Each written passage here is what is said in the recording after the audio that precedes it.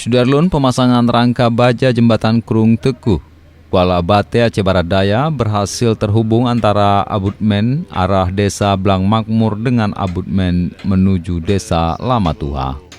Gelagar baja berhasil tersambung dengan abutmen di sisi Sungai Lama Tuha pada Minggu malam 22 November 2020.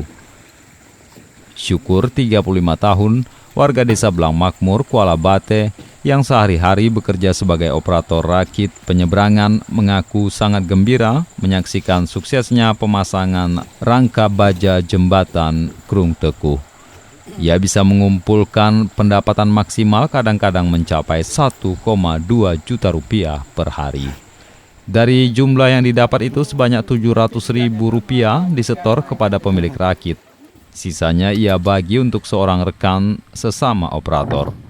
Pembangunan rangka baja jembatan Krung Tekuh dimulai sejak Oktober 2020 lalu dan berhasil terlaksana setelah sebelumnya sempat 2 kali mengalami kegagalan.